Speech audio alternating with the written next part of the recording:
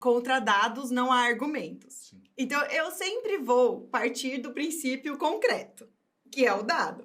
Então, assim, isso acontece muito com multinacional, tá? Porque o que eles fazem? Eles olham o Brasil gigante, que consome pra caramba, mas para vender aqui é extremamente complexo. E os brasileiros, nós, me incluo, porque faz parte da nossa cultura, nós nos protegemos. Nós fizemos uma ação para uma empresa, uma multinacional, inclusive B2B, fazendo 3 perguntas para os clientes deles e as mesmas 3 perguntas para os colaboradores. Pasmem, nós tivemos maior retorno dos clientes do que dos colaboradores, uma coisa de louco. Aqui, você tinha o objetivo de alcançar e aumentar 50% dos seus seguidores. Puxa, não chegamos no número, hein? Chegamos em 40%. O que você está achando desse indicador agora que você está vendo aqui, um dash? Né? Olhando um BI assim, bonito. Agora eu tô vendo o resultado. Olá, tudo bem? Seja bem-vindo a mais um episódio do podcast Play Growth. Meu nome é Alex Oliveira e eu estou aqui com a Francine Nunes. É sempre um prazer estar aqui. Sempre, sempre. E o tema, falar de marketing B2B, eu acho que é a nossa cozinha, né, Fran? É o nosso dia a dia, né? É o que a gente gosta de fazer lá dentro da Gerar agência. negócios de empresa para empresa. Quais são as melhores estratégias para você conquistar leads B2B, para empresas grandes? O que está dando certo, o que não está dando certo? Quais são os desafios, né? Multinacionais que às vezes vêm para o Brasil, o jogo aqui é diferente do país, da matriz, como adaptar. Então, nesse episódio, a gente quer te entregar um pouco mais sobre esse tipo de estratégia que a gente tem feito. E para trocar esse bate-papo com a gente, Érica Reis. Olá, tudo bem? Seja bem-vinda. Você pode olhar para qualquer uma delas. São várias câmeras, então pode olhar para isso. Olha para cada uma. Sim. Depois o Vitor dá um jeito, e te dá um close-up. Olá, um grande prazer estar aqui. Falar um pouquinho desse mercado do B2B, que nem é tão glamuroso, né? Mas, assim, é a minha paixão, é a minha experiência profissional. Na verdade, é glamuroso, sim. É chique. Falo que quando a gente fala que, nossa, eu estou falando com a coordenadora de marketing de uma empresa multinacional, fica chique. É que a gente não fala tanto de artista, né? Não tem aquela turma lá de comercial, de TV lá, né? Mas quem a gente gosta é pessoas assim, que estão no campo da batalha, Sim. que estão fazendo acontecer. A Premier Tech, ela vem do Canadá aí já há 9 anos do Brasil, e você está ali como coordenadora de marketing. Com certeza a gente quer aí entender um pouco mais o que está dando certo, o que não está. Mas o que me chamou a atenção, que eu adorei, você falou que quem atua muito nessa área do B2B, do marketing, são os atiradores de elite. Isso Eu adorei. O que você vê? Por que você enxerga assim, Frank, nós somos snipers? Sim. Atiradores de elite. E eu achei ótimo ela colocar que às vezes perder um lead bom é perder às vezes de bater a meta do ano, porque os negócios são grandes. Exatamente. Não pode perder, tem que atirar e atirar para acertar, né? Tem. No mundo do B2B, a gente pode ter uma gama grande de clientes, mas ela acaba sendo uma gama limitada, dependendo do produto, né? E é exatamente isso. Como o marketing, assim, a gente precisa, dentro desse mercado, a gente precisa ter um pensamento anterior para você, a hora que aquele lead que você esperou muito chegar até você, que ele não fuja, que ele não saia desse caminho. Então, assim, todo o processo de você desenhar em quem você quer chegar e chegar nessa pessoa é parte de um marketing B2B, que não é um marketing tão assim, é um evento, Não é linear. Não é linear. E às vezes não existe nada escrito em pedra, mas você tem que estar lá com o seu radar totalmente aguçado para inúmeros canais e falar assim, não, se eu chegar aqui, eu vou conseguir pegar essa empresa, que é o que eu gostaria de trazer para minha carteira, e às vezes são projetos enormes que garantem o seu resultado, ou não, se você perde ele, porque tanto você quanto o seu concorrente vão estar lá. Sim. E quem vai tirar vantagem é a empresa mais preparada. Você vê que hoje os leads aí no mercado B2B, porque a gente está falando de uma venda técnica, uma venda que às vezes chega a demorar quase um ano para acontecer, dependendo do período, né? Que as empresas, para poderem fazer investimentos desse tipo, como automações industriais, etc., elas têm um planejamento. Elas têm que ter um planejamento financeiro, elas têm que ter um projeto, às vezes um tempo de parada de uma produção para poder executar aquela ação que ele está querendo fazer. Então, é um tempo de venda meio longo. Você vem enfrentando, assim, orçamentos que batem como se fosse um checklist? Porque a gente tem enfrentado isso com alguns clientes nossos do B2B, em que tem uma lista de pontos que você tem que bater. E aí, qual o percentual que você atinge de cada um deles na sua solução? Você vem enfrentando isso no mercado, na concorrência? Ou é aquela venda consultiva ainda no seu mercado, em que tem aquele papel do vendedor, explicar, montar um projeto, etc. Porque no meu lado ali, eu tô vendo muito isso. Ó, eu tô te mandando aqui, vê se você atinge todos esses indicadores e me manda sua proposta. Não tem mais nem tanto aquela questão da apresentação, do esboço do projeto. Como é que tá esse mercado hoje? Hoje, eu vejo assim, a pandemia foi um divisor de águas, né? Claramente, principalmente para o B2B. Antigamente, o B2B era aquele mercado mais seleto, daí você tinha... O vendedor era aquele cara que ia lá tomar o café só para manter o cliente. E aí veio a pandemia, esse mercado entendeu o digital, ao mesmo tempo começou a explorar outros mercados, outros países, e falou assim, poxa, se eu posso comprar aqui, por que eu não posso comprar na China, por exemplo, online? E começou a expandir, e o que aconteceu? A concorrência ficou muito maior. Às vezes eu tinha 2, 3 concorrentes que chegavam até esse cliente, hoje o cliente vai lá e procura vários lugares. E aí, dentro dessa mudança de mercado, a quantidade de pessoas que vão atrás de você, que querem o tempo todo, acabou ficando gigante. Porque daí todo mundo quer marcar uma reunião online, todo mundo quer marcar 30 minutos, e chega uma hora que você precisa fazer um filtro. Ainda no mercado de bens de capitais, que é onde eu atuo, a venda complexa faz parte e o vendedor precisa estar lá. Tem que ser mais consultivo, então. Sim, só que está mais difícil, por exemplo, quando a gente vem a regra, né, de vendas complexas, né, de todas as metodologias que a gente encontra no mercado. Antes era assim, a proposta precisa ser apresentada. A gente não tem essa chance às vezes. O cliente fala, não, me manda por e-mail. Então, a sua venda e a sua proposta tem que ser construída desde o começo do funil. Lá no marketing, quando essa pessoa... Esse cliente entrou no nosso site, ele já tem um retargeting ali, a gente consegue fazer uma estratégia, você fala assim, poxa, esse cara entrou, estão procurando, e o papel do vendedor, que também tem um relacionamento, fala, eles estão falando de um projeto novo. Aí a gente começa a desenhar a nossa venda, para não ficar refém da venda de valor no fim da proposta, porque eles não recebem mais a gente. E é isso, é métrica. É métrica, né? É métrica. Atingiu esse indicador, esse, e você tá. já é... Agora vamos entrar pro preço. Vamos fazer a negociação. É isso daí. Porque a venda de valor é antes. No caso do bem de capital, né? Porque é uma decisão descentralizada. Ou seja, a construção da marca, né, para uma multinacional que está vindo de outro país para o Brasil é desafiador, né? Se a gente pensar como que você gera demanda, um passinho antes. Empresas grandes têm um orçamento.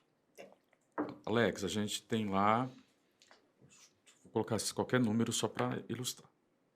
Nós temos R$200 mil para gastar com marketing esse ano. 100 mil já vai só para eventos. Porque ainda faz parte do jogo, depois que passou a pandemia, os eventos voltaram muito fortes. Voltaram. Então você tem que estar em algum evento. Sim. Parece que esse é o jogo Feiras, eventos, os etc. enterprise. Né? Então, e às vezes eu percebo que só ir na feira sem fazer um trabalho antes, você colhe menos resultados. Se a pessoa já vai antes, sabendo quem você é, aquela empresa vai estar na feira tal, preciso visitar aquele stand. Não só ficar pegando folheto lá, né? Parece que o resultado já melhora. Você extrai mais resultado daquela feira. Então, como que está funcionando a sua estratégia de geração de demanda? Você está criando conteúdo para para educar o mercado, para que eles te conheçam? Você está fazendo trabalho no LinkedIn? Uhum. Tenta fazer um convite antes para a feira? Como é que está sendo a geração de demanda? A geração de demanda hoje, como que a gente trabalha? A gente trabalha bastante no digital, bastante. Com geração de lead, geração de depoimento de cliente. E gera todo um esforço de marketing de levar uma equipe, de filmar uma planta, e aí tem que entrar dentro do calendário da planta do cliente para ter produto rodando. Então, assim, é bem complexo administrar isso. E na parte de eventos, é uma coisa curiosa, porque o que está acontecendo?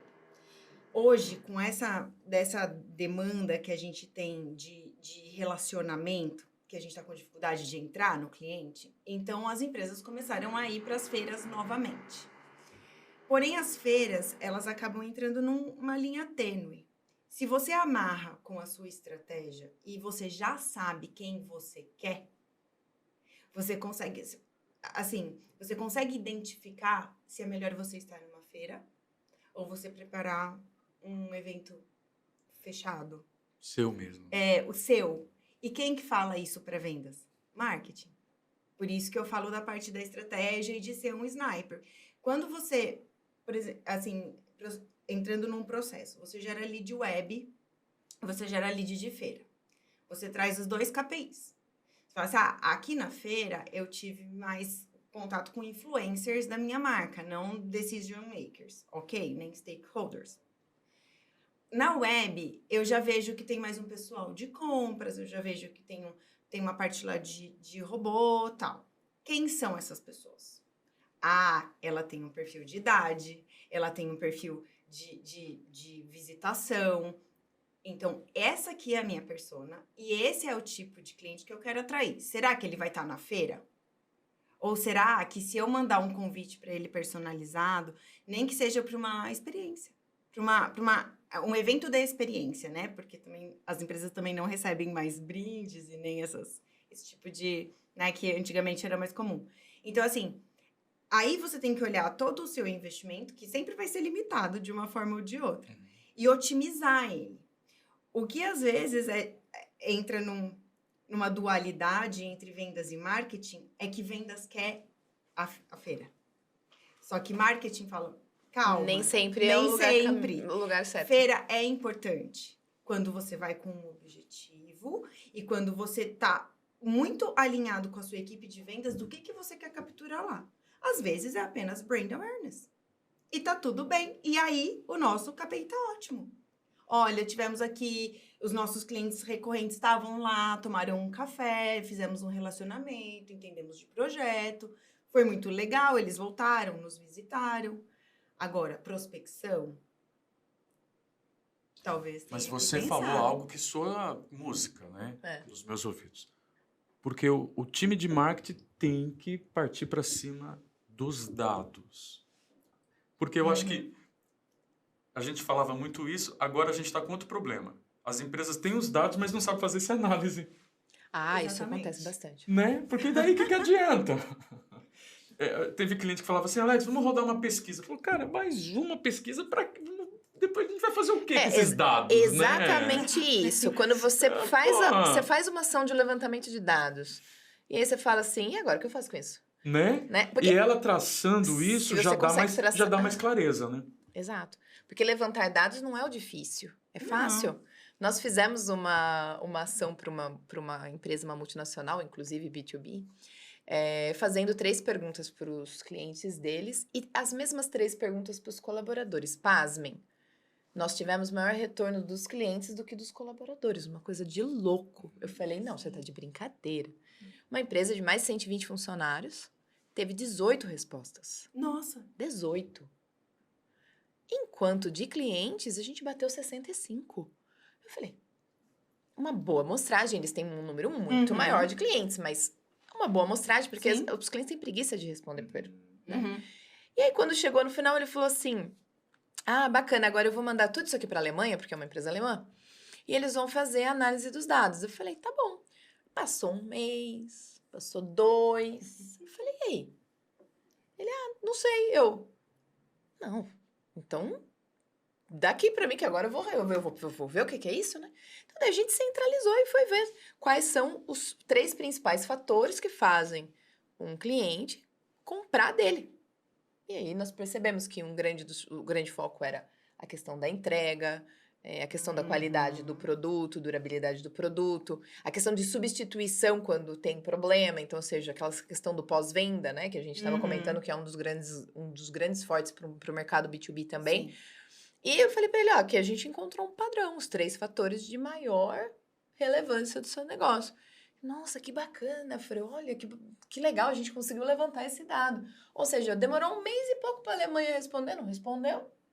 E ele ali esperando, Não, porque quando ele você é tem... uma filia, né, acaba sendo, né, tem que esperar É aí uma região que a gente chama exato, geralmente, né? É a região. da matriz, né, a matriz que Sim. vai dizer o que vai fazer com aquilo. E eu falei, não, mas pelo menos a gente tem uma informação. Poxa, de 65 pessoas respondendo, a gente tem uma informação, tudo bem que a gente queria que 2.000 respondessem, mas não deu. Então, vamos lá, foi 65. E aí chegamos a essa resposta. Eu acho que esse papel do marketing tem ficado cada vez mais importante, de analisar esses dados para uma tomada de decisão. Sim. E hoje, na questão da geração dessa oportunidade via web, pensando por esse caminho, fazendo uma pergunta para ti, né? Você vê que tá cada vez mais difícil chegar a esse lead qualificado para vocês, que é o que todo mundo quer. Sim. Ou não? Ou como é que você tá vendo esse mercado? Que nem você falou, entra um lead, ele é um lead, às vezes, que vai mudar a história do projeto, do ano, né? Como que você vem vendo essa dinâmica de geração de leads na internet hoje? Olha, eu vejo que a internet abriu um espaço para as pessoas consultarem, às vezes, coisas que elas têm curiosidade, né? Que pode ser o preço de uma máquina, às vezes, né? Se é um engenheiro ou é um trainee. Fala, poxa, né? Quanto que custa, enfim.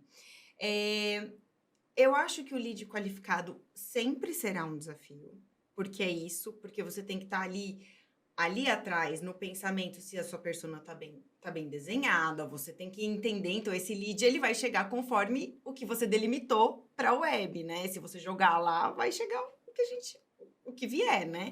Então, assim, ele vem, mas hoje o que eu vejo, até com colegas mesmo, né?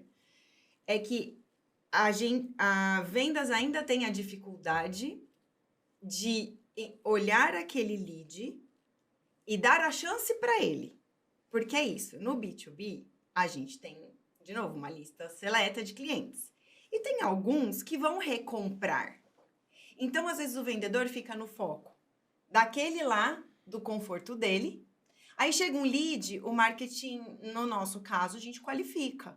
A gente fala, ó, esse cara aqui é interessante, a empresa tem um número de funcionários, uma receita que tá dentro do nosso perfil.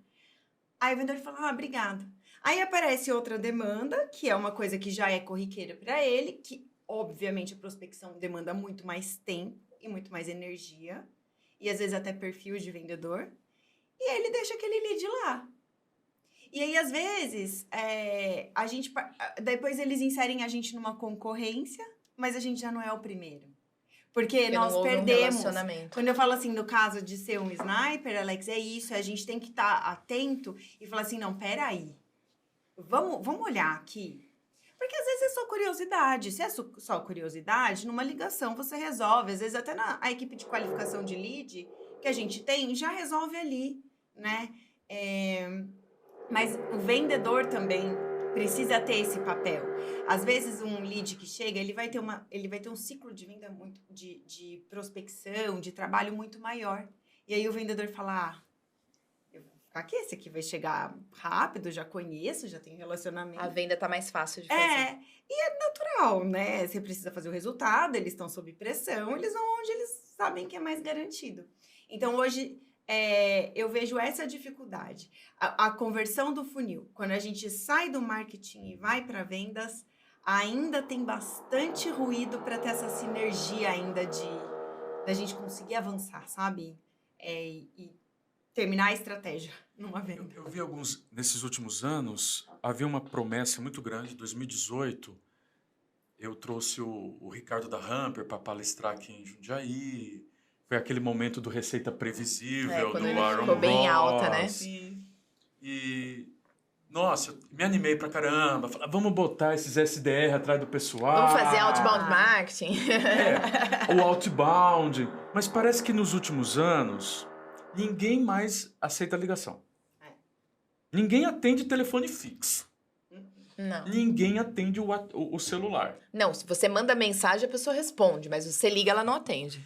Não, mas você não tem o WhatsApp do decisor. Você não tem. Você tem o telefone da empresa e lá você não está conseguindo achar ninguém. Você tem o LinkedIn. O LinkedIn sempre foi uma promessa de que vai dar retorno, mas temos raros cases. A Francine é muito estratégica para fazer campanhas de LinkedIn, ela tem conseguido ótimos resultados. Mas é difícil. Mas é difícil. Porque se ele entregasse o que a gente mapeia lá, seria um sonho. Né? Porque ele fala, não, você quer falar com diretores financeiros, com 10 anos de experiência, ótimo. Que tem empresas acima de 200 pessoas. Se ele entregasse, seria ótimo. Mas as pessoas no LinkedIn também não estão mais respondendo aquela mídia que cai na caixa de entrada. Não. Você vê que o próprio LinkedIn colocou a mensagem separada agora. Então, eu fico recebendo no meu LinkedIn assim... Oi, Alex. Olha, vi que nossas empresas têm sinergia. Isso não dá mais resultado. Eu gostaria de perguntar para vocês... Se o vendedor mais experiente não tem paciência ou não tem vontade de vir pegar aquele cara que está frio, que ainda tem que ser prospectado, aquele SDR simprão que só ia lá ligar, não está dando certo. Será que não chegou o momento de termos um SDR mais tunado? Alguém que fala assim... Cara, tá aqui 50 empresas. Você tem que entrar nessas 50 empresas. Nem que você demore 1 ano. Vai mapear todo mundo dessas empresas. Começa a conversar. Pega esse conteúdo do marketing. Gera valor. Começa a seguir essa pessoa que é o decisor. Começa a curtir tudo que ela fala. Tenta mandar uma mensagem mais amigável. Vê se ele te retorna. Gera um valor primeiro. Ou eu tô no mundo do conto de fadas? Não, eu acho... Vou dar minha opinião até antes da Érica aqui. Eu queria muito saber uma estratégia de LinkedIn que dê certo. Eu acho que, na verdade, eu acho que o desafio das empresas B2B hoje é que elas sejam ouvidas, eu acho. Assim, que elas sejam recebidas. Eu acho que esse é o grande desafio. As grandes marcas que já estão consolidadas no Brasil, as grandes multinacionais já estão consolidadas, elas têm uma facilidade maior, porque elas já têm um nome, elas já têm um tempo de trabalho de mercado, já têm indicações, eu comprei de tal empresa, eu comprei de tal, de tal vendedor e tal. Agora, as novas que estão vindo para o Brasil, e quando a gente fala de nova, a gente está falando de uma casa de 10 anos, é uma empresa nova no Brasil. Elas têm o desafio de mostrar que elas são uma marca forte, um produto de qualidade, que elas entregam dentro do... Eu acho que a questão da entrega no Brasil ainda é uma questão, porque nós fomos, por anos, o Brasil, um país que vendeu e não entregou. Sim. Né? Anos. Então, eu acho que é algo que dá um receio sempre quando você vai escolher uma nova marca, um novo fornecedor. Eu acho que tem que mostrar isso. E essa questão do case, eu acho que o contar histórias é sempre muito, muito positiva. Acho que você contando histórias, você consegue atrair novas pessoas para o seu negócio. Mas aí a gente cai no inbound marketing, né? Mas eu acho que ele ainda é uma base para um branding, para né, que nem ela falou. Vamos fazer uma feira só para branding? Cara, é uma das melhores coisas. Você tá ali no lugar, você tá sendo visto e tal. É uma coisa, é uma fortaleza. Porque às vezes você não tem o cara que vai te cotar, mas você tem aquele decisor que vai falar assim, viu, cota aquela empresa. É que às vezes eu acho, Fran, que o inbound não traz a segurança que eu vou cumprir a minha meta do ano. Não, ele não traz. Pode ser que venha, com certeza. Mas parece que é uma colheita mais a médio e longo prazo. Quando a gente mete um time de vendas batendo, parece-me que você está controlando mais o processo. Sim. Onde é mais fácil você falar assim, eu quero entrar, só pensando aqui numa empresa, eu quero entrar na Johnson & Johnson. Então eu entro no LinkedIn, eu vejo 500 pessoas que eu poderia começar a conversar. Porque eu comecei a falar do LinkedIn, né? Eu ainda estou buscando como que o LinkedIn pode se justificar. Botar pessoas ali, pagando Sales Sim. Navigator. Olha, Alex, assim, eu tive estratégias bem legais que deram certo no LinkedIn. Mas eu sempre, assim, mesmo sendo uma venda complexa, de um bem de capital, que não é uma coisa que ninguém compra por emoção. Claro. Não, E nem técnico. sozinho. Né? Tem que chamar o BNDES. Tem que chamar todo mundo, é uma venda super complexa. No final das contas, você está vendendo para uma pessoa. No fim das contas, é uma pessoa. Só que no caso do bem de capital, você está vendendo para um grupo de pessoas que têm motivações completamente diferentes umas das outras. E aí, como que eu desenhei uma estratégia que deu muito certo de LinkedIn? O que eu fiz?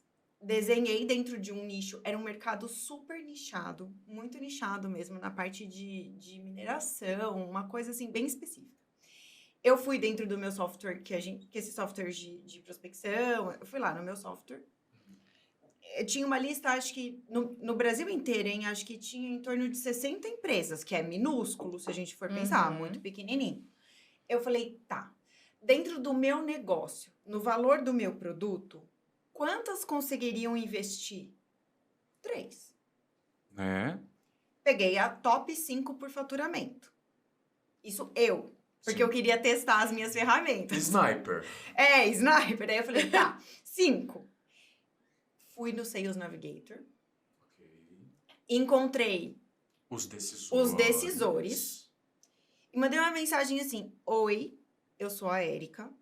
Eu trabalho nessa empresa. Tem uma solução tal que eu acho que atende A sua dor a tal. sua demanda, porque eu vi que você tem uma entrevista de investimento para o futuro.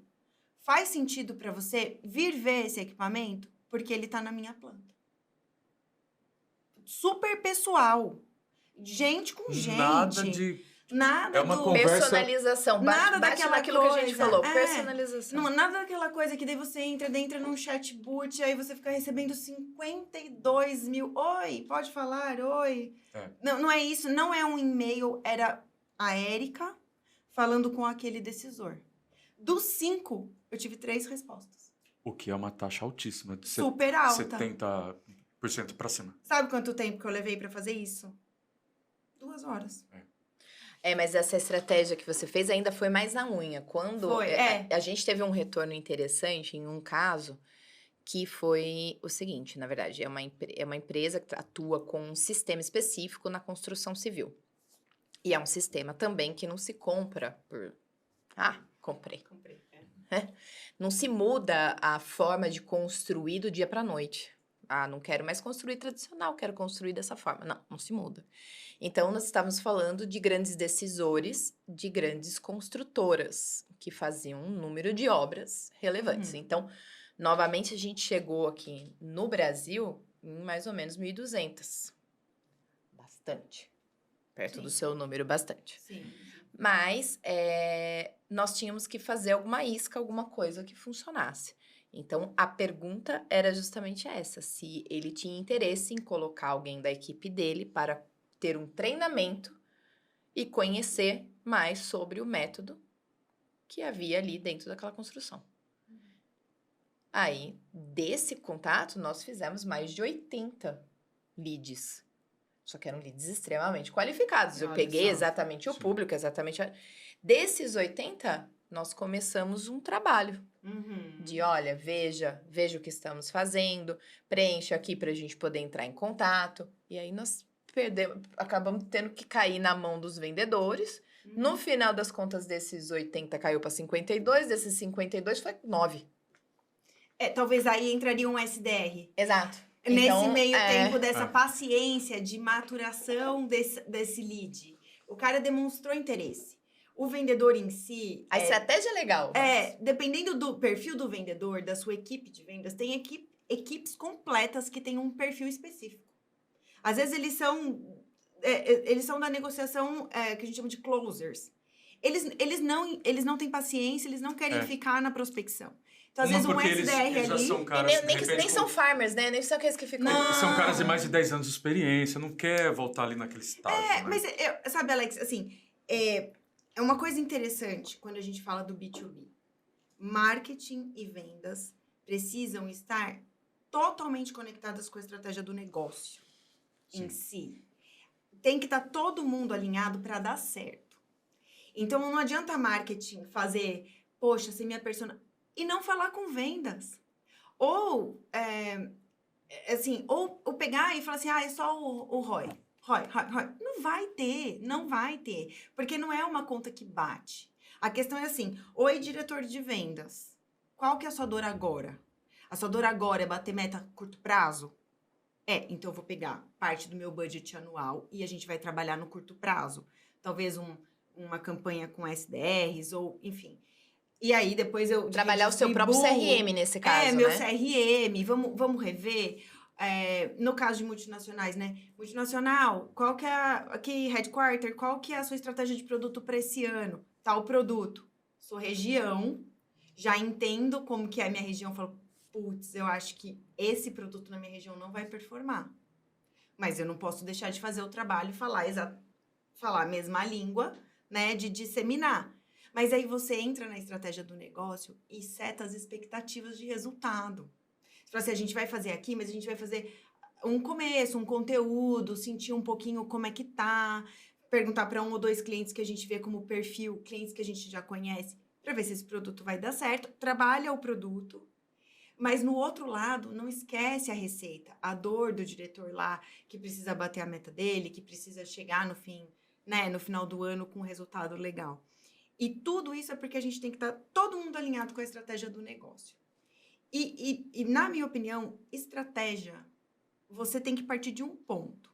E esse ponto são os dados.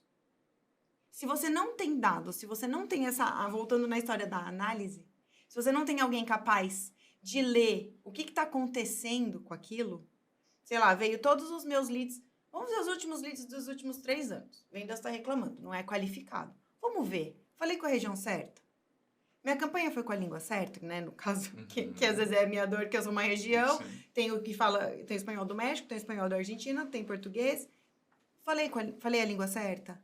Às vezes você pega que foi uma palavra que não é muito usada no México, mas é usada na Argentina. E você tá lá esperando um resultado lindo, maravilhoso, que não chegou.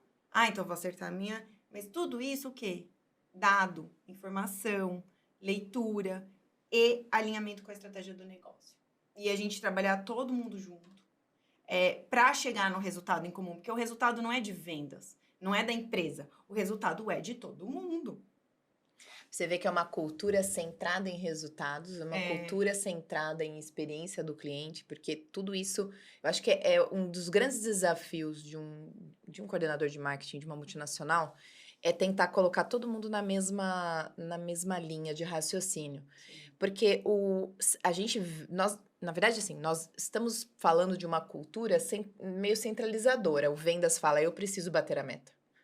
O marketing fala, eu preciso gerar leads. O pós-venda fala, eu preciso aguentar a reclamação do cliente. Né? O NPS tá péssimo. Então, assim, no final das contas, se todo mundo conseguir, né? Eu acho que esse é um dos grandes segredos do mercado B2B, né? Pelo que a gente traz como uma lição aqui, aproveitando até o que ela falou. A empresa, ela precisa ter a mesma filosofia em todos os setores, né? A experiência do cliente tem que ser positiva da entrada do lead até a finalização lá da entrega do produto, quem que vai entregar, como vai instalar, como vai treinar às vezes, né? Sim. Aí o pós-venda, como vai receber a informação, de repente dando um suporte ou ajudando ali na questão da manutenção daquele produto, ou daquela, como no seu caso, um baita produto. Né? E aí, na parte da questão do resultado, é a mesma coisa. Então tem que respirar o resultado, né? O resultado é desde o momento em que entrou aquele contato até o tempo, como o vendedor trabalhou aquele contato, ele pensou no resultado da empresa e não dele exclusivamente. Sim. Que às vezes não é interessante para o vendedor vender o que está em questão, mas para a empresa né? Eu acho que é uma filosofia, uma forma diferente de enxergar, né? E é difícil colocar todo mundo no mesmo lugar e todo mundo falar a mesma língua. Talvez não fale a mesma língua, mas as pessoas precisam estar olhando para a mesma direção. É isso que é importante. Assim, eu escuto muito, né? Enfim, escuto a palavra estratégia, sei lá, acho que 100 vezes por dia. Mas estratégia não é algo complexo. Estratégia é o plano de ação para você chegar num objetivo. E às vezes esse seu objetivo, ele precisa ser embasado em dados e informação, como você vai chegar lá, né? E aí eu escuto e às vezes fica aquela rixa. Não, o marketing faz evento. Ai, por que marketing está se metendo aqui no SDR? Ai, mas por que quer saber resultado de vendas? Não, gente, precisa, porque é o resto do processo. Customer success, né? Lá no final da linha, é resultado de um bom trabalho que você fez na sua venda de valor, na hora do conteúdo, na hora de um site. Tá todo mundo conectado, só que é difícil as pessoas entenderem que elas estão conectadas, né? Daí, às vezes, você tá lá na sua caixinha e fala, mas por que tá falando comigo? O que é isso? Aí você fala, não. E aí, imagina o desafio de um time que vem de fora, que é a agência... Que não está junto. que de repente não faz parte dali do dia a dia. E o que eu vejo que a Fran faz muito bem, ela consegue ligar essas pontas, então ela puxa todo mundo, e quando consegue isso, esse case é ótimo. Se a gente pudesse dar para os gestores que estão nos ouvindo, quem quer mexer um pouco no seu marketing B2B, eu vejo que se ele desenvolver essa ideia de vamos olhar um pouco para trás, nos últimos 2, 3 anos, quais clientes vieram, de onde vieram, ok, e pensar assim, vamos ter uma tese. O Google traz retorno ou não? O LinkedIn traz retorno ou não? O LinkedIn traz retorno ou não? Ninguém sabe, porque ninguém tem essa resposta. Se o gestor falar assim, pessoal, vamos deixar que o time de marketing trabalhe, e não dá para ter uma resposta em 30 dias. Não. Então, às vezes, eu acho que o gestor, ele não erra, às vezes, por não tentar. Ele erra por desistir rápido da tentativa. Sim. Porque eu acho que o Sales Navigator, se o time de marketing fizer um bom trabalho de conteúdo, que fala com a dor, que comunica a dor, que mostra um case, mostra um resultado atingido. E ver que o que a gente... E tem um time que vai trabalhar lá no LinkedIn, 1 mês, 2 meses, 3 meses. Vai fazer mídia no LinkedIn. Testa, Testa 1 ano, testa 6 meses. Não dá pra testar 30 dias e falar, pô, não deu. Não dá. Não, imagina, 30 dias não dá nem pra começar. Né? Então, às vezes, eu acho que os clientes querem um resultado muito rápido. Então, essa visão estratégica mais de médio prazo, não parece que poderia ajudar a unir o time de marketing e vendas? Sim. Mas aí eu trago para vocês que vocês trabalham com mais empresas B2B, que, assim, né, muito mais pessoas. Será que hoje a equipe de alta gestão tem conhecimento técnico de trabalhar assim com o marketing? Porque às vezes eu esbarro, né, com aquele marketing tradicional de 1990, enfim. Que o que era? Você faz uma propaganda, você faz um evento e é aquela turminha descolada da empresa. Ah, preciso de um brinde, eu vou lá. Vou fazer um café da manhã, eu vou lá. Será que ainda, no B2B, que eu acho que é um mercado que é muito técnico, então as pessoas mudam de cadeiras, mas acabam sendo as mesmas pessoas, eles têm conhecimento que o marketing é tão estratégico assim? Vocês percebem, assim, que existem tanto... Eu sei que eu sou essa profissional, Mas porque eu amo essa parte. Mas eu não sua sou... formação, aquela Mas história eu não linda. sou igual Você aos me- meus colegas. Você contou uma É, história, história você linda contou do uma pai. história linda pra gente lá, que você via Sim. seu pai com a pastinha É. de couro chegando em casa, que você Sim. queria a sua pasta. Queria, Você já é... Você Eu já vinha conquistou pra sua essa parte, pasta. né? Eu adoro, eu já conquistei, É. eu adoro É. essa parte de negócio. Mas às vezes eu vejo, assim, muitos colegas de atuação, principalmente publicidade, tem muita gente nova. Muita pessoal aí, geração Z, entrando no mercado de trabalho. E aí eu vejo que, assim, essa coisa do tempo, ninguém quer parar para olhar, né? Então, eu vejo poucos executivos que viram para mim e falam assim, Érica, traz aqui. Sem Puxa dúvida. um relatório aqui para mim, vamos dar uma olhada? Hoje eu falo assim, Excel. A pessoa olha para mim assim, falo, poxa vida, eu fiz, tipo, fui lá fazer curso no Senac para aprender a fazer macro, sabe? Para eu conseguir entender esses dados. E eu não acho ainda que a gestão maior assim, da empresa, os tomadores de decisão, têm esse olhar para o marketing. Eu acho que uma coisa que eu vou falar pra você é assim, eu acho que essa cultura de que o marketing é brinde e evento no mercado, principalmente de multinacionais, ele vem mudando. Mas ele vem mudando porque nós estamos incorporando, eu acho que o que eu acho legal quando eu me deparo com esse tipo de coisa, é quando a gente pega um BI, por exemplo, e mostra dentro do Dash. Aconteceu esses dias, inclusive, com um cliente. O cliente, assim, eu falei, o que você tá achando do resultado, né, da campanha? Sentindo não. Então, vamos lá, vamos ver os indicadores? Vamos. A hora que a gente começa a extrair os indicadores, eu falo assim, nossa meta era crescer 20% no número de leads. A gente cresceu 22%. Normalmente é sempre um pouquinho a mais. Porque senão a gente fica muito na brecha, né? Sim. Aí eu falo assim, olha, o faturamento direto pelas campanhas cresceu 43%. Aqui, você tinha o objetivo de alcançar aí, aumentar 50% dos seus seguidores. Puxa, não chegamos no número, hein? Chegamos em 40%. O que você está achando desse indicador agora que você está vendo aqui, um dash? Né? Olhando um BI assim, bonito. Agora eu tô vendo o resultado. Eu acho que muitas vezes nós do marketing precisamos simplificar a linguagem. Nós Sim. queremos falar de CPC, CPA, taxa de conversão, CTR. Isso para o universo de alguém que está de repente, numa cadeira, um diretor de vendas, que é mais old school. Ele não... Exatamente. Ele só quer Você ver a não última pega linha. ele, né? Ele quer ver a última linha Ele não só. presta atenção em você. Ele não presta atenção em você. Agora, quando você mostra para ele dados simplificados, e aí vem o papel do marketing, né? Simplificar esses dados, todo aquele trabalho que nós temos que estudar para poder aprender, para poder chegar nesse número que ele está querendo, é ignorado, de fato. Tem que fazer marketing pro próprio time. É uma venda interna. E aí você apresenta esse dash e as coisas ficam diferentes. Então, eu acho que se eu pudesse dar uma dica para qualquer profissional de marketing que está começando, ou que já está há alguns anos, ou que está enfrentando ali, cara, descobre qual é o indicador que ele quer ouvir.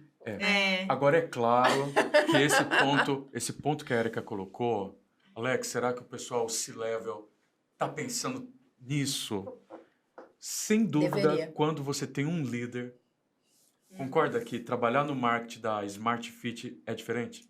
Com certeza. Porque você tem um líder. Tem uma história da Smart Fit que, chegou o dono da Smart Fit com investidores para visitar uma unidade e ele viu do lado de fora um professor dando aula de abdominal com vários alunos no chão, fora da academia, no estacionamento. Com graxa, com tudo. Qualquer dono de empresa faria o quê, Fran? Cara, depois fala quem é esse professor, demite esse desgraçado. O que é esse povo aqui? Cara, que queimada de filme, Ele pôs o bicho. cara pra dentro. Ele quis saber o porquê que tinha um professor dando aula lá fora, no chão, sujo, com os alunos e a classe lotada. Uhum. Ele quis ouvir, não, vamos. E eles acabaram lançando uma aula, Fran, em cima daquilo. Então, quando você tem um líder que é um cara de visão estratégica, ele vai trazer a cultura para o time de marketing e para o time de vendas. Sim. Então, vai facilitar a nossa vida, né, gente? Sim. Vai facilitar. Puxa. E quando não tem, parece que tem que haver um evangelismo da parte do marketing para o próprio time, né? Sim. Embrulhar o nosso trabalho de dados, que às vezes não dá muito valor. E nós temos um cliente que ele faz eventos e ele já vem com esse perfil, né, Fran? O Emerson com o Pablo, eles já gostam de números, eles gostam de métricas. Então, até o trabalho da agência fica... Pô, eu sei que para vocês chegarem nesses números não foi fácil. Eu vou até colocar você em contato, porque vai ter o evento de Sales e Marketing. Acho que você vai gostar de participar. Sim. Boa. Semana que vem eu vou estar lá no evento de inteligência artificial. E, nossa, quando sair esse episódio, já passou. A gente está com muito estoque. Grava aqui, só vai sair daqui um mês. Mas, sem dúvida, a liderança vai puxar, né? Tem uma frase do maior líder de todos os tempos. Todo mundo acerta, sabe quem é, né? Jesus, ele disse assim, as minhas ovelhas ouvem a minha voz e me seguem. Então, não tem o que fazer. Liderança é liderança. Então, ela vai dar o tom. Ela vai inspirar. Sim. Né? Ela vai vender o futuro. Vai fazer todo mundo comprar aquele OKR, né? E todo mundo vai bater o coração do jeito que ele queria. Então, sem dúvida, se não tem esse líder, sinto muito. Sim. Se você não tem esse líder, você precisa dar um jeito de fazer ele mudar de ideia achando que a ideia é dele. Boa, isso. Já deu uma chave. E você vira aquele líder ali na sua áreazinha. Já deu Não uma tem chave. nada melhor que isso, né? Eu acho que, inclusive, nós mulheres somos incríveis nisso, tá? A gente faz assim, a gente consegue, a gente tem esse papel. A gente olha pra pessoa e fala, viu, essa sua ideia é ótima. Mesmo que tenha sido eu que dei a ideia, entendeu? E E eu tá acho tudo que certo.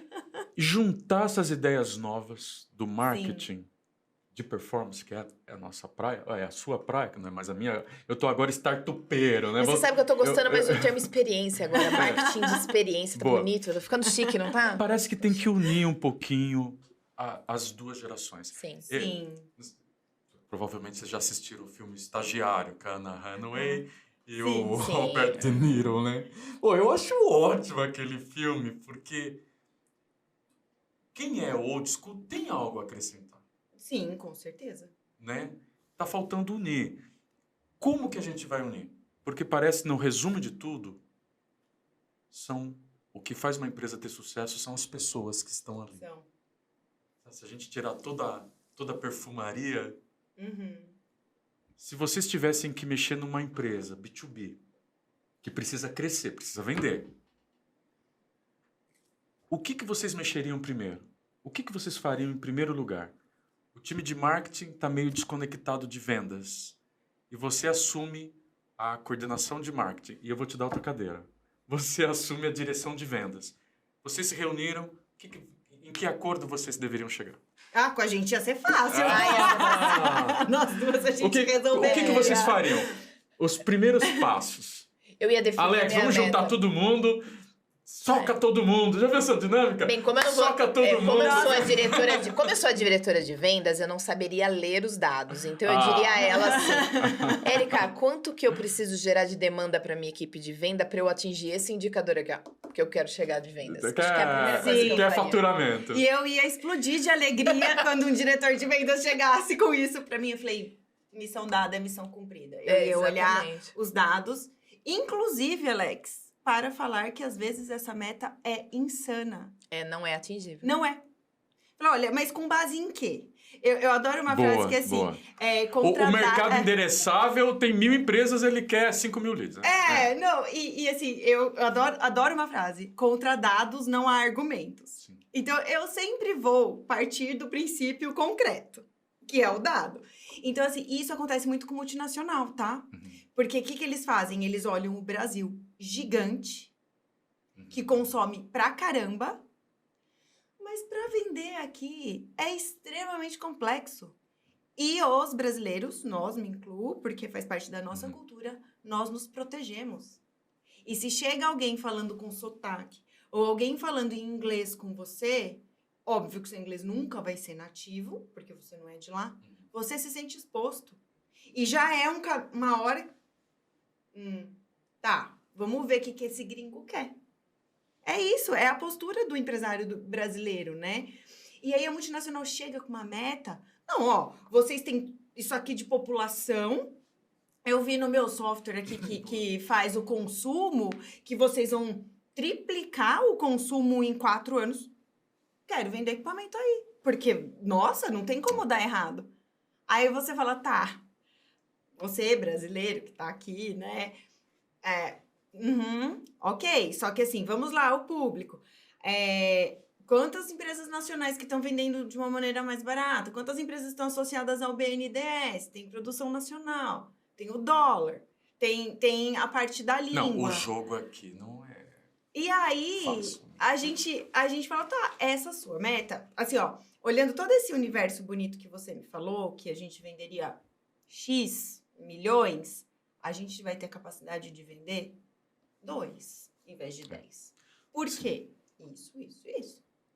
Ótimo. Trazendo uma analogia para nossa agência, nós somos uma pequena agência. Né? Temos aí 25 colaboradores.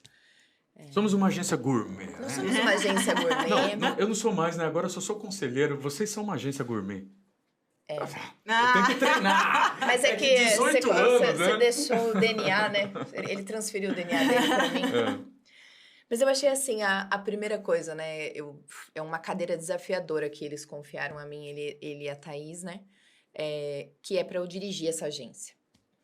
E aí, quando você olha para esse setor, você fala assim... Você tem que colocar no papel de quem está dirigindo. Veja, eu estou falando de uma pequena empresa. Imagina isso em proporções maiores. Sim. Estamos falando, imagina uma empresa de 250 funcionários. Né? 1.000, ou 6 mil. Imagina uma empresa de 50 funcionários. Já muda, né? Estamos falando sempre de coisas que são, né? Então, eu comecei a olhar dentro do meu plano do ano e falei assim, eu preciso definir indicadores. E aí eu fui atrás daquilo que nós já fizemos outros anos, com certeza. Mas pensando em quê? Geração de novas vendas, retenção de clientes, aumento de contratos, né? Ou seja, vender, fazer um upsell para os nossos clientes. Eu fui atrás de reter talentos. Como que eu vou reter talentos? Como que eu vou manter esse talento motivado em home office, todo mundo, cada um no setor do Brasil, porque cada um está num lugar. A gente tem poucas pessoas aqui que estão na cidade. E aí eu comecei a perceber que eu precisava definir algumas métricas. Quanto que essa pessoa tem que crescer, qual o indicador que ela tem que atingir, aonde ela vai chegar, como ela vai chegar, o que eu vou fazer para ela chegar, porque eu quero que ela chegue. Porque eu quero reter esse talento comigo.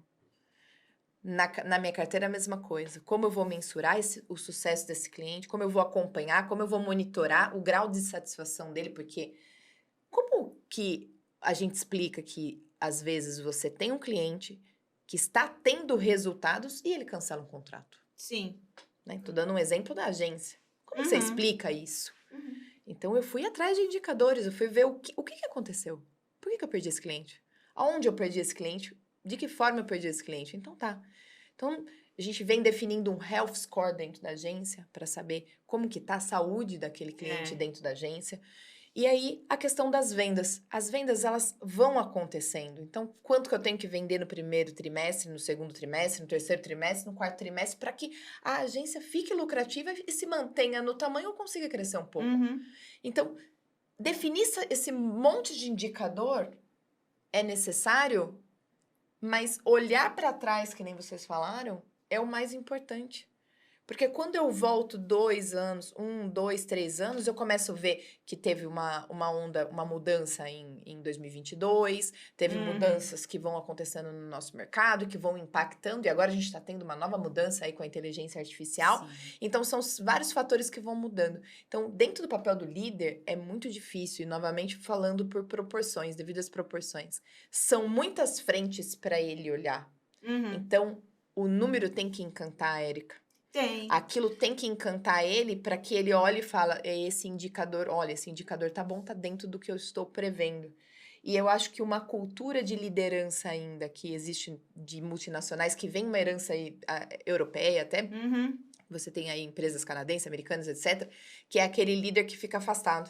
É aquele líder que ele não desce. Sim. Ele tá ali só para ver o macro dos números. Esse líder, eu acho que ele vai ter que se remodelar nesse mercado, porque, que nem você falou, ele não vai conseguir reter talentos da geração Z, ele não vai conseguir operacionalizar uma série de coisas, ele vai ter que mudar algumas coisas para ele poder crescer e se manter mais em evidência, né, como empresa. Sim, mas você vê, ó, isso é muito interessante. Hoje você dirige, né, uma agência, enfim, e você tem esse olhar para o número. Só que é aquela história. Se você tem muito também, você tem 1 milhão de decisões para tomar por dia. Aí, se você tem muito, vai caindo lá naquele esquecimento. E tipo, você fala, ai, beleza, já bateu. Ai, esse mês tá baixo, esse mês tá alto. O que eu vejo que o marketing, quando a gente fala do marketing atrelado à estratégia do negócio, o marketing, ele tem essa função de virar para o C-Level e falar assim, C-Level, aqui, ó, é um pontinho vermelho, porque na característica do nosso mercado, por exemplo, mesmo no meu B2B, que o meu ciclo de venda é enorme, pego 3 anos atrás, meu pico é outubro. Interessante, meu pico de venda de peças de reposição é outubro, e meu pico mais de decisão de compra de equipamentos grandes, janeiro, tá? Só que daí, neste outubro, eu tô recebendo menos cotação pedido. Peraí, por que será? Porque não é o comum. Você não pode estar o tempo todo lá parado, não digo parado, mas puxando o dado, olhando. Tem dia que às vezes que eu tô com tantos dados, né, que eu quero trazer esses inputs, que eu paro, eu fico olhando para a tela do computador, eu fico um tempo pensando, tá, o que isso quer dizer para mim? Né? O que eu entendi dessa história? Aí a gente, atrelado à estratégia do negócio, fala assim, ó, Fran, aqui, ó, talvez a gente precise entender o que está acontecendo. Às vezes você perdeu um talento legal, que era um cara que segurava uma conta boa, e aí... Exato. Só que daí, se você sabe o que aconteceu, é mais fácil de você, você corrigir. E isso, o que você precisa? Até como líder mesmo, né? Que no mundo corporativo a gente tem que ir lá e tem que administrar ego. Você tem que pegar o seu ego, segurar, foi pelo caminho errado. E reagir rápido. Porque às vezes você tá lá, você fica na sua inteligência emocional lá, que você não tá trabalhando, e foi chato, aí você falou com o Red Carter tomou um não. Putz, você tá péssimo. Só que você tem que parar e falar assim, tá, errei aqui. Vou ter que tomar uma ação. Talvez não precisa ser herói, falar, ai, errei, foi horrível. Mas você fala, putz, errei, reage. E o rio vai. Veja se você concorda, eu mentoreava a Fran nisso, porque era uma verdade para mim, que, por exemplo, a gente vai entrar agora em abril. Se não bater a meta de venda, abril, maio, junho, é porque nós deixamos de semear esta safra. Essa Janeiro, fevereiro, safra março. Sim. vem do ano passado. Exatamente. Então, o que acontecia comigo? Eu estou sempre semeando para negócios. Já é meu perfil. Eu fui para Foz do Iguaçu para prestar uma consultoria, mas eu marquei reuniões de negócio. Porque eu queria me conectar. E eu sinto que quando eu me conecto com 10 pessoas, janeiro, fevereiro e março, eu vou colher um resultado disso daqui 6 meses, 9 meses. Semana que vem vou estar em São Paulo, eu consegui uma cortesia para um empresário aqui de Jundiaí, que nós entrevistamos, que é o Marcel Daviceri, que foi comprado por um grupo monstro, que é a... Eu nunca consigo lembrar o nome da empresa. E eu consegui Eu lembro da empresa anterior. Eu consegui conectá-lo com outro cliente nosso. Olha que legal. Eu acho que o meu papel é esse, porque eu gero mais valor para os dois. Aí eles falaram, não, Alex, traz ele, tá, vamos encontrar com ele lá em São Paulo. Só que eu já tô com a intenção de tentar alguma conexão. Então, essa minha forma de me conectar todo mês gerava sempre algum tipo de lead depois para a agência. Que agora é o desafio da Fran de pensar na safra. Sim. Então, eu estou sempre semeando para colher. Faz sentido isso para o seu dia a dia? Você fala, Alex, se eu tive um trimestre final que não foi tão legal, outubro, novembro, dezembro, que eu estava esperando bater nisso, parece que o marketing errou 6 meses antes, Sim. 1 ano antes. Existe essa safra para você? Existe, só que não em trimestre. Trimestre é difícil quando a gente fala de... né? Porque é um A ciclo venda é de... mais longa. É um ciclo de... Para o produto ficar pronto é em torno de 8 meses. Então, assim, eu vendo aqui e entrego no final do ano. Mas eu vejo, assim, por exemplo, eu vejo os meus eventos. E eu vejo, às vezes, assim, eu achei que eu fiz uma estratégia super legal, trabalhei, amarrei, e não veio o resultado. Primeiro momento, eu sou humana, vem a frustração. E aí eu já sei a minha característica quando eu fico frustrada, eu já, me isolo para eu refletir sobre. Falar, tá. E aí eu faço toda uma reflexão e falo, putz, vou reajustar a rota. E vou reajustar e às vezes cabe a mim chegar para minha liderança e falar assim, olha, eu trouxe essa estratégia, eu estava segura. Não atingi. Não é que eu me equivoquei. Fiz um plano, mas esse plano não funcionou. Testamos a tese. E aí, eu acho melhor a gente seguir para outro caminho. Vamos seguir para esse? Porque o objetivo do negócio é seguir neste segmento, entrar nesse segmento. Então, eu vou mudar o meu caminho. Porque, olha só que legal, Alex, essa coisa de conectar, né? Eu adoro conhecer pessoas e do nada saber que eu conheço não sei quem e falar, ai, olha, isso é meu, tá? Então, por exemplo, eu me dou bem em associações. Porque eu tô lá e eu acabo conversando e eu não tô necessariamente com um interesse. Diferente do LinkedIn, que eu tô sendo a sniper ali. Não, lá eu tô semeando conversas, eu estou vendendo um valor e eu não tenho uma expectativa de curto prazo para trazer aquilo. Mas no final das contas, vira alguma coisa. Tanto que é engraçado que eu virei a menina das máquinas. Quando alguém me pergunta na associação, eu falo, liga pra Érica, que se ela não tiver, ela vai saber quem tem. Legal. Porque é meio que isso, porque eu já criei... Já é um reconhecimento. Exatamente o que você falou, você acaba semeando na vida e no cliente das pessoas, né? É a mesma coisa. Se você, às vezes, chega lá também com uma postura, vamos se ajudar, tá ruim.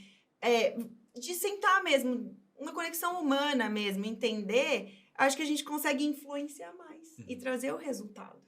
Né? E dentro da empresa, exatamente a mesma coisa. Se o resultado não chegou, sabe o que acontece? É o caminho inverso.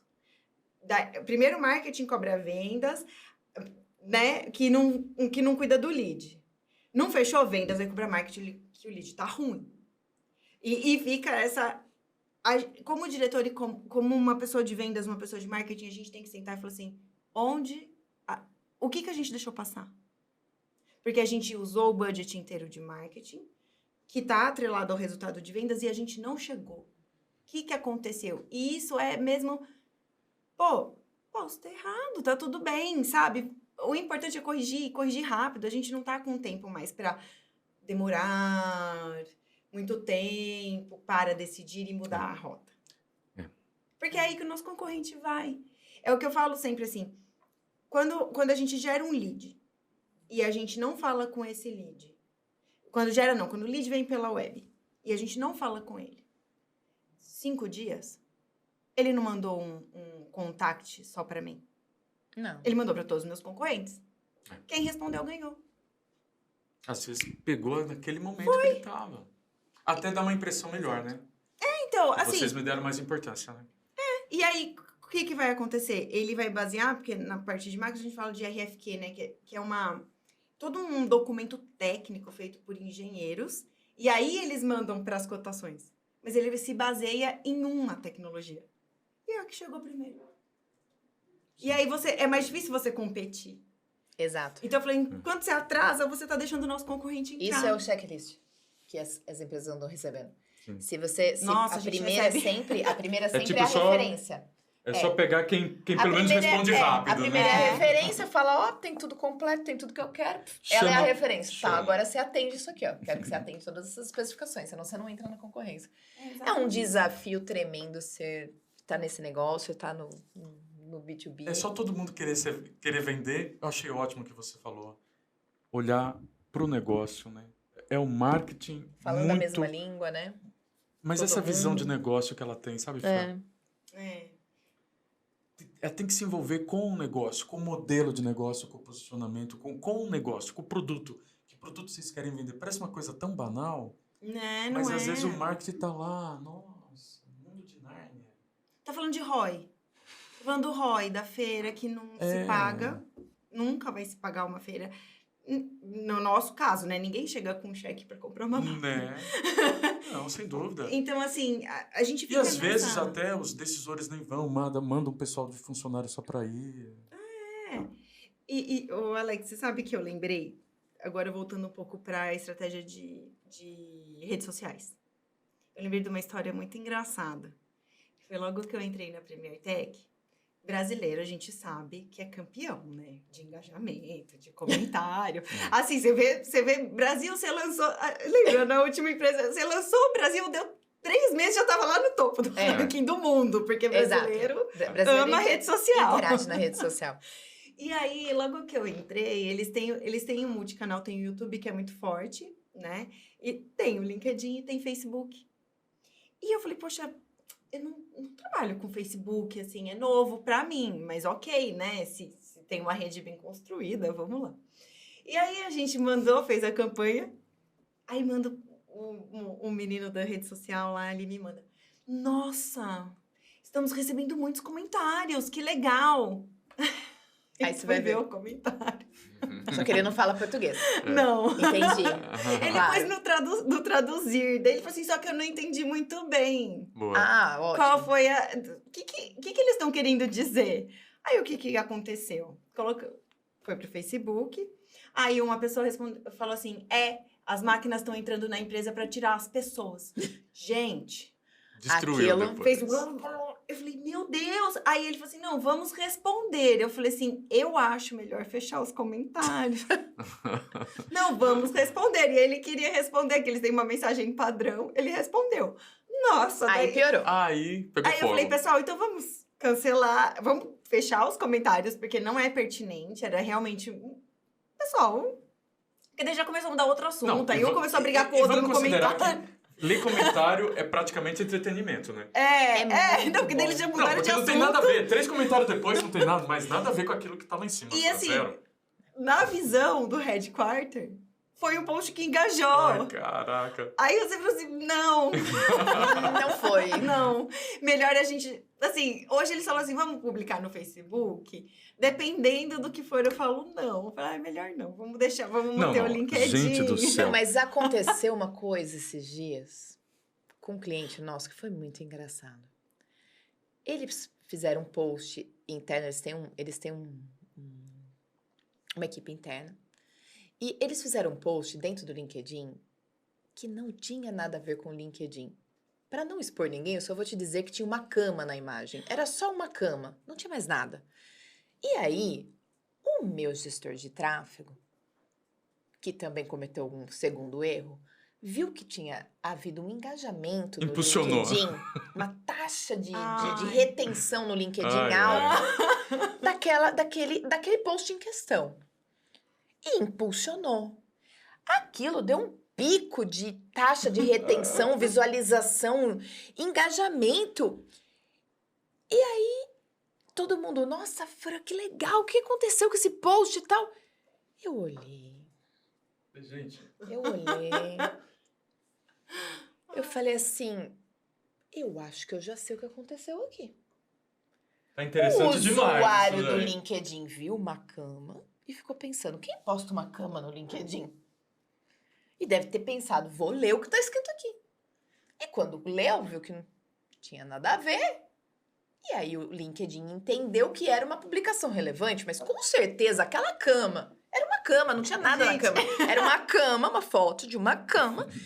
E aí tava falando sobre a temática da questão, que era falando sobre o mercado hoteleiro e tal.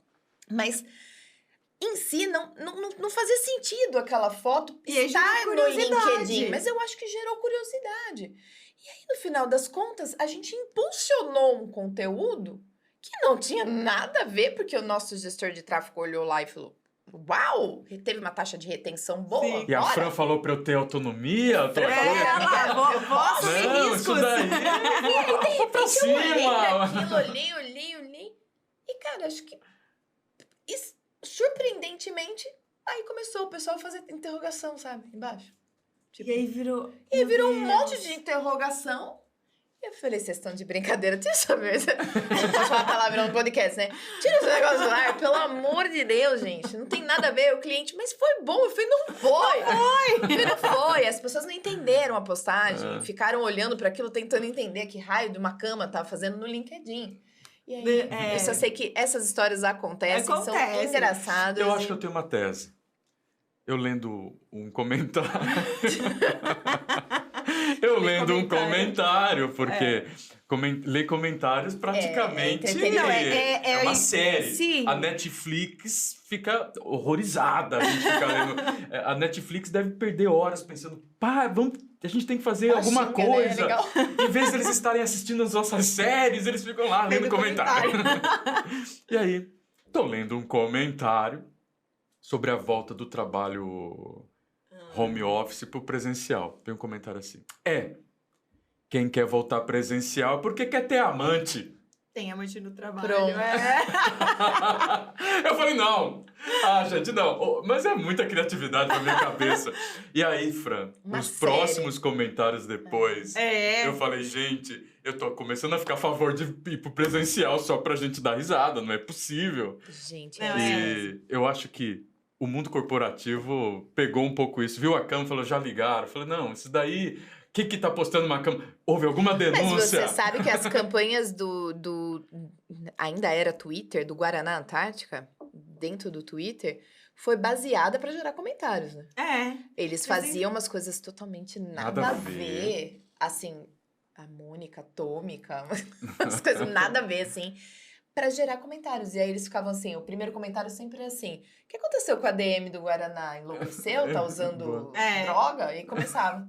E aí vinha uma série de comentários de pessoas agredindo o ADM do Guaraná, entendeu? Boa. Então, tipo, a brincadeira era agredir a pessoa que fez a postagem. E assim vai. Esse é o nosso universo de comentários. É isso daí que a gente também vê, né? É diferente do marketing de varejo, né? Às vezes um marketing de influenciadores, por exemplo, tem essa máfia mesmo que eles...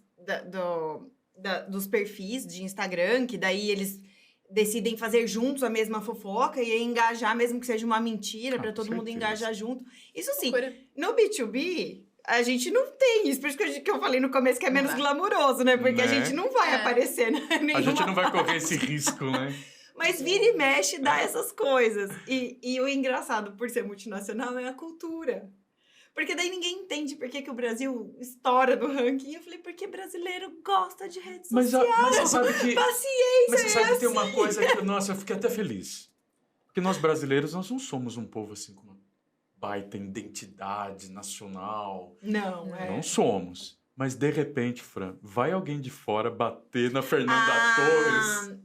Não. O povo do Twitter se uniu de um jeito. Foi. Que a moça lá, a atriz lá, acho que da Argentina... Se arrependeu de comentar do cabelo da Fernanda Torres. Não, e os posts do Destruíram.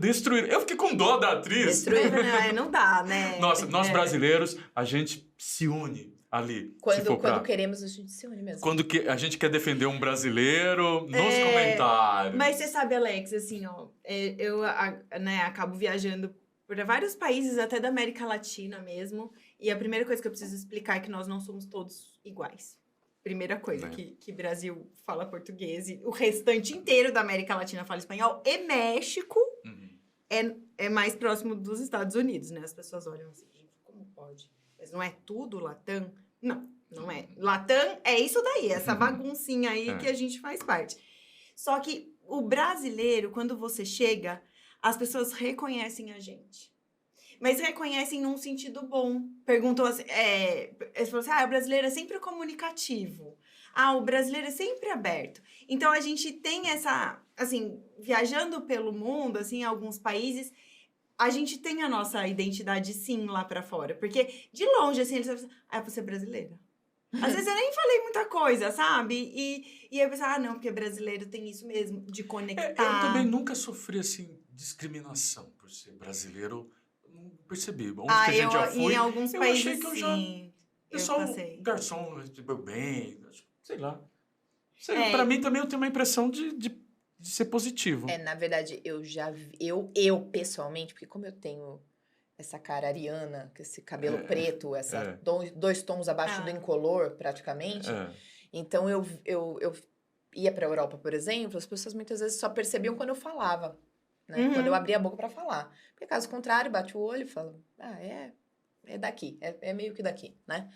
Agora, eu vi, sim, eu vi amigas sofrerem situações bem constrangedoras, assim. Principalmente as meninas que viajavam comigo quando eu ia pra Europa. Cada um também vai ter uma Então, experiência, né? Eu brincava, né? Eu tinha uma amiga minha que ela era praticamente... Ela tinha traços indígenas, na verdade, assim. Ela sempre teve o cabelo muito liso. Ela tinha o olho um pouquinho puxadinho, mas ela era bem morena, com o cabelo bem liso.